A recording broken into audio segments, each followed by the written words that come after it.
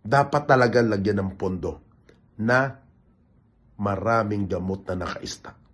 Kasi ang ating mga kababayan, pag walang gamot, wala silang pambili, walang makuwang gamot sa ospital, tumatakbo pa ang ating mga kababayan sa mga politiko na magtatakda sa Department of Health, DOH, na lagyan na ang mga gamit at gamot ang lahat ng mga ospital ng pamahalaan sa buong bansa, partikular na sa mga liblib na lugar.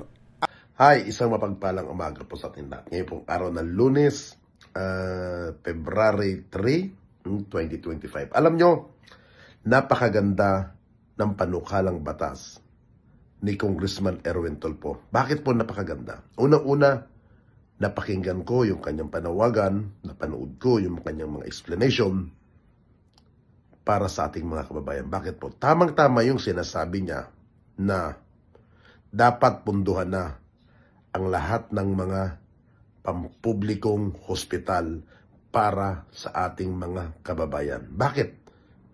Meron tayong mga kababayan na nasa liblib na lugar. May mga hospital. Walang laman ng mga gamot. Kung may gamot man, yung iba dyan expired na. Walang kagamitan, kagaya ng ECG, upang pang-operation, kulang-kulang. Tama yung sinasabi ni Congressman Tulfo.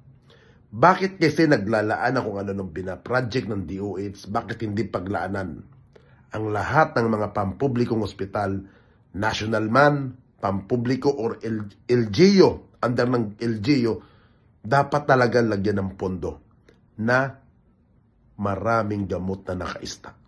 Kasi ang ating mga kababayan, pag walang gamot, wala silang pambili, walang makuwang gamot sa ospital, tumatakbo pa ang ating mga kababayan sa mga politiko, congressman, mayor, city councilor, or municipal councilor, or kay governor para lamang pumila at nanghingi ng gamot.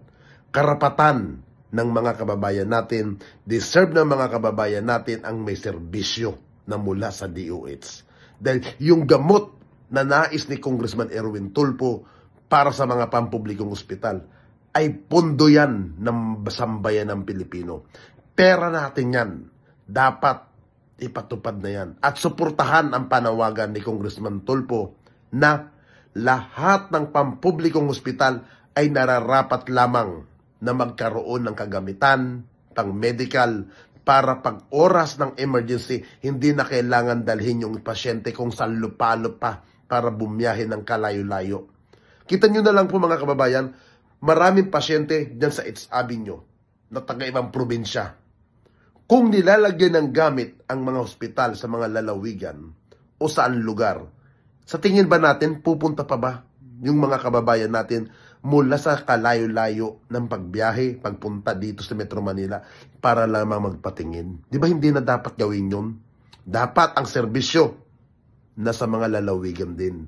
Kahit liblib na lugar yan, yan ang dapat pagtuunan ng pansin ng Department of Health. Napakalaki ng budget ninyo. Bakit hindi nyo naisip? Ang daming politiko na hindi naisip. Yung naisip ni Congressman Erwin Tulfo na panawagan na pagpunuan na ang lahat ng ospital ng kagamitan sa mga gamot at ng maging serbisyo naman sa ating mga kababayan ay maging maayos. Kaya Congressman Erwin Tulfo, keep up the good work. Sana po magtagumpay ang inyong panawagan para sa mga hospital na mapunuan ang dapat mapuno. Isinusulong ngayong araw ni ACT-CIS Representative Erwin Tulfo at ilang pang mga kasamahan sa Kongreso ang isang batas na magtatakda sa Department of Health, DOH, na lagyan na ang mga gamit at gamot ang lahat ng mga ospital ng pamahalaan sa buong bansa, partikular na sa mga liblib na lugar. Ang panukalang batas ni Congressman Tulfo kasama sina ACT-CIS Representative Edvic Yap, Jocelyn Tulfo, Benguet Congressman Eric Yap at Quezon City Representative Ralph Tulfo ay may pamagat na Universal Medical Access and Equipment Act of 2025. Nakakasawa ng marinig mula sa mga kababayan natin, lalo na yung mga probinsya na walang gamit at gamot ang ospital nila. Ani ni Tulfo na House Bill, na House Deputy Majority Leader din, ayon sa mambabatas, ang problema kasi ang pinupunduhan lang ng DOH ay yung mga ospital na under sa kanila na mga malalaking ospital tulad ng Long Center, NKTI, 8th Avenue at iba pa. Pero ang mga ospital under sa LGU, yun ang kawawa dahil hindi na sakop ng DOH funding, kaya kulang-kulang o walang gamit at mga gamot, lalo na pag yung ospital managed ng may hirap na LGU, paliwanag ni Tulfo.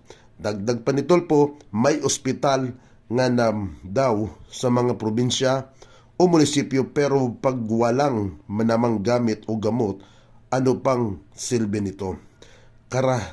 Karamihan sa mga ospital sa probinsya o munisipyo, bukod sa walang gamot, ay wala ding basic at gamit tulad ng X-ray, ECG machine at ultrasound.